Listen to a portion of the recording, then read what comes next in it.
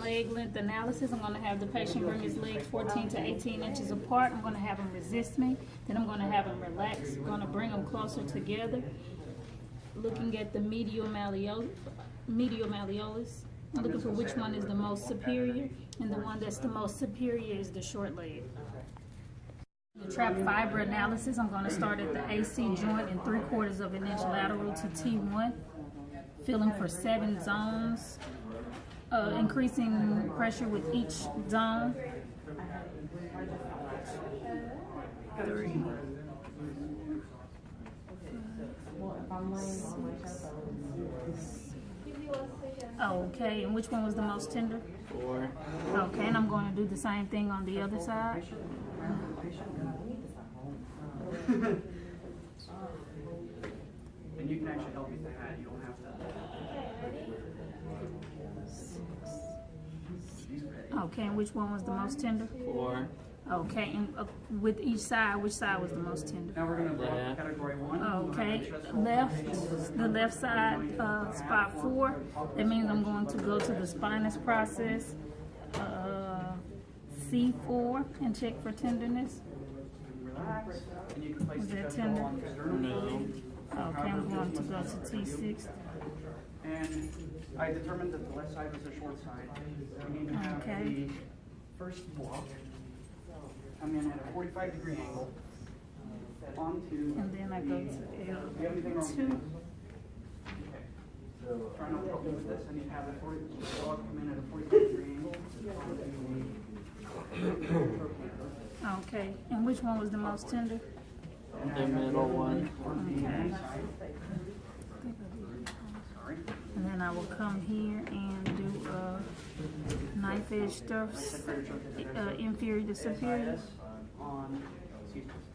Tension analysis, I'm going to basically dorsiflex the foot, feeling for which one is tighter.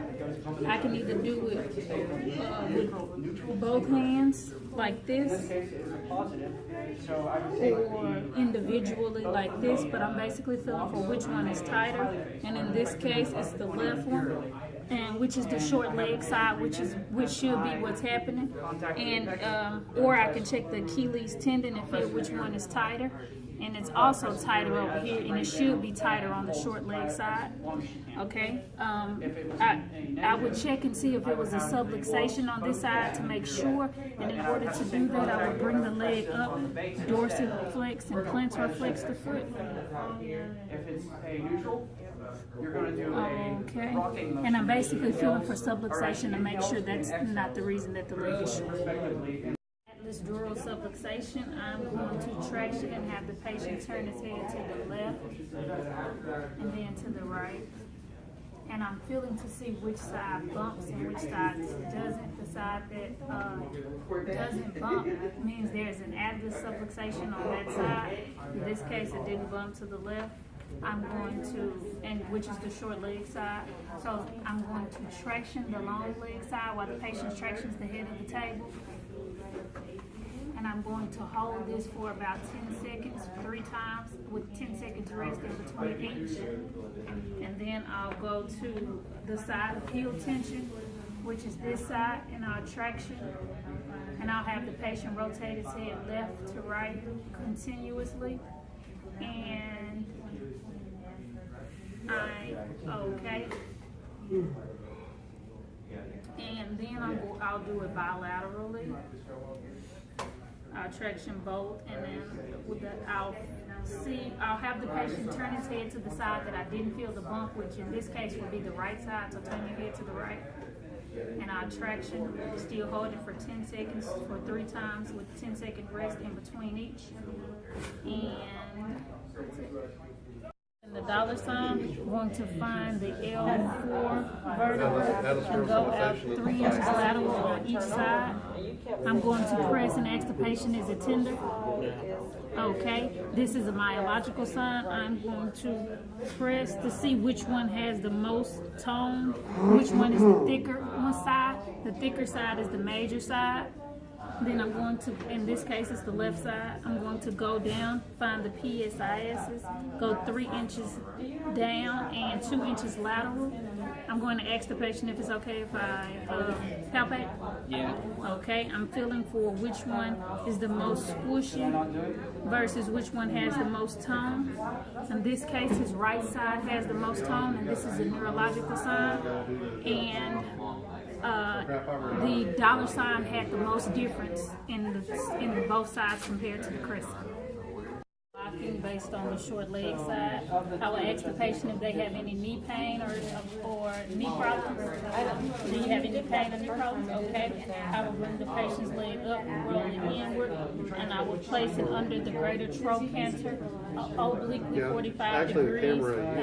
I'm pointing superior. It's really cool. And I will come around. And then it's got to go And do the same thing on this side, but I will block under the ASIS obliquely 45 degrees and pointing inferiorly. And then after about 3 respirations, I will come and check the patient's leg length to see if they equal out. If the short leg got extremely shorter, I would immediately remove the blocks and reblock. But if I would stay like this until either the legs even out or the crest and dollar sign evened out.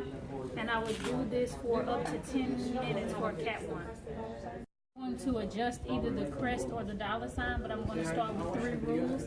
Adjust the major side first. Never adjust over a block, or never pull a block to make an adjustment. If I was adjusting the crest sign first, since this side is under the ASIS, I would start with the ISH2 toggle. I will come here and just go like this. Then I will go clockwise around my patient on this side, and I would do the crest roll above the iliac crest like such. If I were adjusting the dollar sign, I would come and do the PSIS toggle on this side. If I were going to adjust the dollar sign on this side, since the block is under the ASIS, I will come over here and come to the gluteal fold and do the glute scoop. I will find the L5 spinous process. I would have the patient take a deep breath in and cough. Okay, and I'm feeling to see if the spinous goes straight up, which will be a sacral base positive. If it goes headward, it will be a sacral base negative. If it goes up and headward, it will be a sacral base neutral. If it was sacral base positive, I would take the blocks and put them under the ASIS, making a smiley face. If it was a sacral base neutral, I would go between the ASIS and the greater trochanter in a neutral position, blocking on both sides. If it was a sacral base negative, I would come in under the greater trochanter and block obliquely, making a frowny face. In this case, it was a sacral base neutral. If it was a sacral base, I will come to the sacral base. If it was a sacral base positive during inhalation, I would press on the apex. If it was a sacral base negative, during exhalation, I would press on the base. If it was a sacral base neutral, I would press on the apex during inhalation and the base during exhalation.